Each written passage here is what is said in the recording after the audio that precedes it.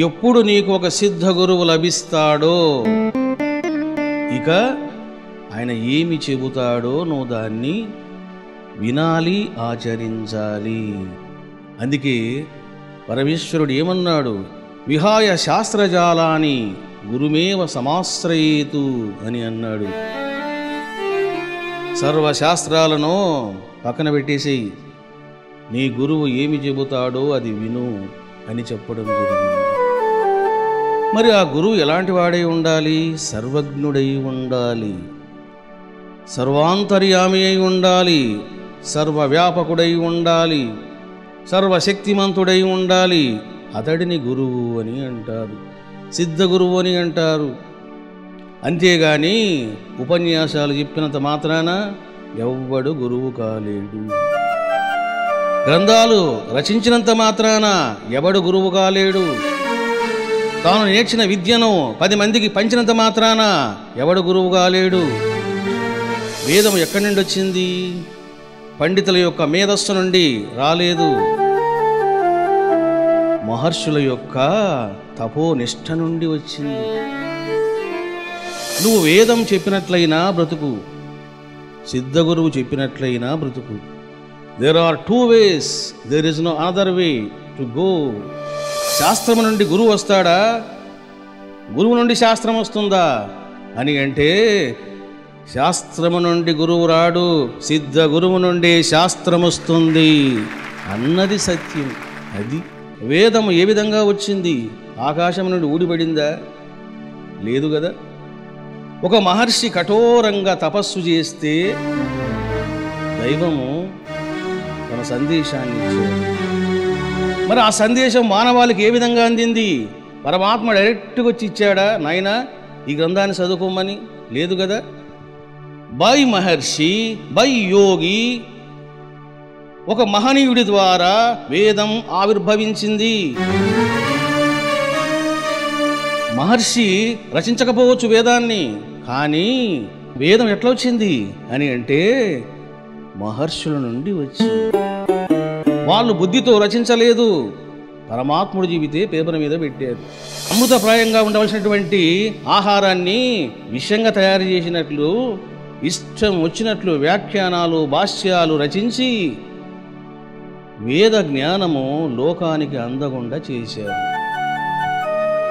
సుమారుగా 3000 సంవత్సరాల నుండి ఎంతమంది బాధలు పడ్డారు, ఎంతమందిని బాధ పెట్టారు, ఎంతమంది వేదనకు గురైనారు. మరి ఈ పాపం ఊరికనే పోతుందా? 1180 శాఖలు ఉన్నటువంటి వేదం ఈనాడు ఏమైంది? చిన్నాభిన్నమైపోయింది, బూది పింజలాగా ఎగిరిపోయింది. దీనికి కారకులు ఎవరు?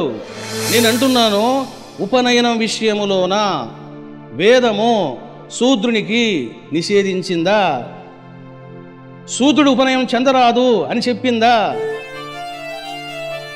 కేవలము బ్రాహ్మణులు, క్షత్రియులు, వైశ్యులు మాత్రమే ఉపనయనం చేసుకోవాలి, కానీ శూద్రుడు చేసుకోరాదు, వాడు పనికిరాని వాడు, భ్రష్టుడు అని చెప్పిందా?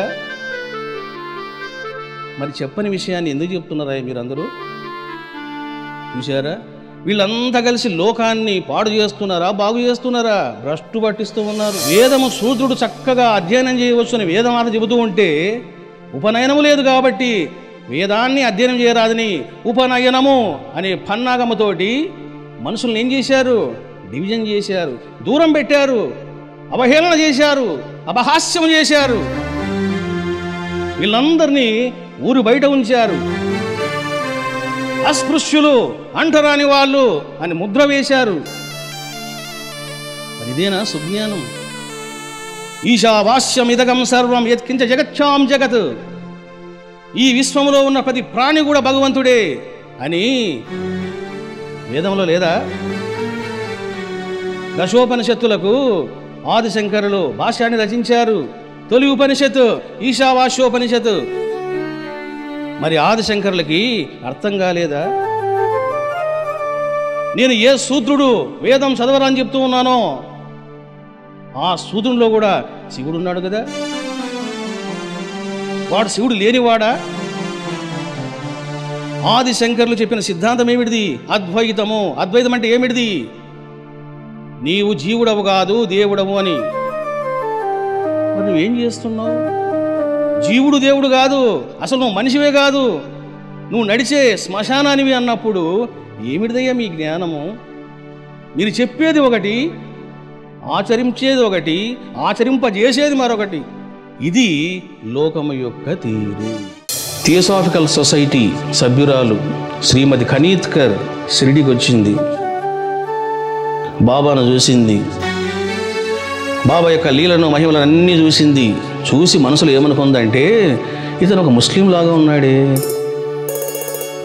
బహుశా క్షుద్ర విద్యలు నేర్చుకొని ఉంటాడు, ఏవో కొన్ని మహిమల లీలలు చేస్తూ ఉన్నాడు అని మనసులో అనుకున్నది. అప్పుడు చూడండి, తాను ఎవరు, ఏమి చేస్తున్నది, తాను ముస్లిమా, బ్రాహ్మణుడా, లేక మరెవరు అన్నది బాబానే స్వయంగా ఈ విధంగా చెప్పడం జరిగింది. అమ్మ, వీడు స్వచ్ఛమైన శుద్ధ బ్రాహ్మణుడు. చూడండి, బాబా చెప్తూ ఉన్నారు, వీడు స్వచ్ఛమైన శుద్ధ బ్రాహ్మణుడు, వీడికి క్షుద్ర విద్యలతో పని లేదు. నాకు క్షుద్ర విద్యలతో పని లేదమ్మా, ఆ కేటగిరీ వేరు. లక్షలాది మందిని ఈ బ్రాహ్మణుడు శుభ మార్గములో గమ్యము చేర్చగలడు. చూసారా బాబా ఏమంటున్నారు? లక్షలాది మందిని ఈ బ్రాహ్మణుడు అంటున్నాడు. బాబా వారి యొక్క ముఖార విందం నుంచి వచ్చినటువంటి మాటలు. బాబా ముస్లిమా, బాబా హిందువా అని పనికి మాలిన మాటలు, పనికి మాలిన విమర్శలు చేస్తూ ఉన్నారు. ఆయనకున్న పవిత్రతలో 1% కూడా లేని వాళ్ళు బాబా గురించి విమర్శలు చేస్తూ ఉన్నారు.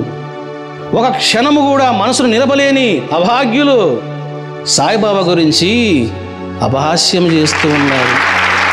అది నేనంటారు, అజ్ఞానములో బాగా పండిపోయేవారు అని అంటారు.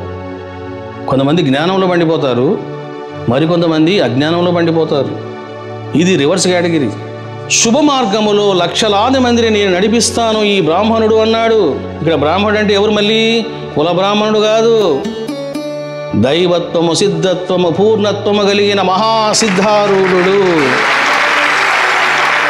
కులము ప్రమాణము కాదు. ఇవన్నీ మధ్యలో వచ్చినాయి. వేదకాలములో కులము లేదు, వర్ణ వ్యవస్థ మాత్రమే ఉంది. బట్టలు ఉతికేవాడు బట్టలు ఉతుకుతాడు అంతే. ఆ బట్టలు ఉతికే వాళ్ళు ఏం చేశారు? మాదంతా ఒక సమాజం, మేము చాకలి వాళ్ళం. చూశారా, చాకలి వాళ్ళము అనే కులము వేదకాలంలో లేదు, మహర్షుల కాలంలో లేదు. చూడండి, గుండు కొడతారు, మంగలి వాళ్ళము అంటే వాడు చేసే కర్మ, వాని గుణము, వాని స్వభావము. మీకు గురుకుల పాఠశాలలోన డిసైడ్ చేస్తారు ఎవడు బ్రాహ్మణుడు ఎవరు శూద్రుడు అని. అక్కడ డిసైడ్ చేస్తారు. ఎట్లా అని అంటే, ఒక 10 మంది పిల్లలు ఉన్నారు. ఆ 10 మంది పిల్లల్లోన వీడు బ్రాహ్మణ కుమారుడు, వీడు క్షత్రియ కుమారుడు, వీడు వైశ్యుని కుమారుడు అనేవి వాళ్ళు చూడరు. చూడరు అంటే నేను చెప్పేది ఆనాటి కాలం చెప్తున్నాను. ఏం చేసేవారంటే మంత్రం చెప్పేవారు, వ్యాఖ్యానం చేసేవారు. ఇమ్మీడియట్గా ఇప్పుడు ఈ మంత్రాన్ని ఎవరు చెబుతారు అని గురువు అడిగేవాడు. టక్కన ఒక అబ్బాయి అందుకునేవాడు, వాడు బ్రాహ్మణుడు. 10 సార్లు చెప్పినా వానికి అర్థం కావడం లేదు, తలగిరికుంటూనే ఉన్నాడు, వాడు శూద్రుడు. అక్కడ కులముతో ప్రసక్తి లేదు, ప్రజ్ఞానముతో ప్రసక్తి. జీనియస్, ద ఇంటెలిజెన్స్, ఇది ప్రమాణం కానీ కులము కాదు అక్కడ. అందుకని 10 మంది వస్తే ఏం చేసేవారు? వీడు బ్రాహ్మణుడు, వీడు చాలా షార్ప్గా ఉన్నాడు, నేను ఇలా చెప్పగానే అలా పడుతూ ఉన్నాడు అని ఏం చేసేవారు? You are the Brahmin. వీడు 10 సార్లు చెప్పిన అర్థం కావడం లేదు, ఒరే శూద్ర అనేవారు. అక్కడ శూద్ర అంటే కుల సంబోధన కాదు, అజ్ఞాన సంబోధన. ఇది బాగా అర్థం చేసుకోవాలి.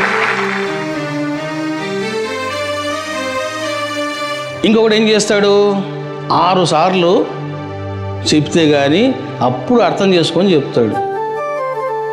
ఒరేయ్, నువ్వు 6 సార్లు చెప్తే కానీ అర్థం కాలేదు కదా, నువ్వు క్షత్రియుడివి. ఇంకొకటి ఏం చేస్తాడు, 3 సార్లు విన్న వెంటనే చెప్తాడు, వైశ్యుడు. నాలెడ్జ్ ఎక్కువ ఉంటుంది బాగా, కాబట్టి నువ్వు వైశ్యుడివి. అంటే ఈ డివిజన్ ఎక్కడ జరుగుతున్నది? గురుకులములో జరుగుతున్నది. దాన్ని తీసుకొచ్చి ఏం చేశారు, మార్కెట్లో పెట్టారు. ఇక నువ్వు నీచుడవు, పరమ నీచుడవు, నిన్ను చూస్తే స్నానం చేస్తా. ఏందయ్యా నువ్వు స్నానం చేసేది? ఎన్నిసార్లు చేస్తావు? అంటే మీరు ఇక్కడ ఏం అర్థం చేసుకున్నారు అని అంటే, శూద్రుడు బ్రాహ్మణుడు అవుతాడు, బ్రాహ్మణుడు శూద్రుడు అవుతాడు.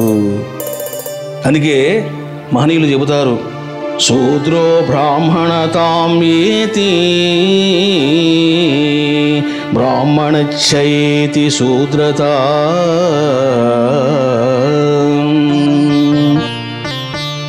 ఎంత గొప్ప మాట ఇది! అజ్ఞాని జ్ఞాని అవుతాడు, జ్ఞాని అజ్ఞాని అవుతాడు. అంతేగాని ఇక్కడ కుల ప్రస్తావన కాదు. అది బాగా అర్థం చేసుకోవాలా. పండితులు విద్వాంసులు చేసిన పెద్ద పొరపాటు ఏమిటంటే కులాన్ని పట్టుకున్నారు. కులం కాదు ఇక్కడ. దైవత్వం, సిద్ధత్వం, మహత్వం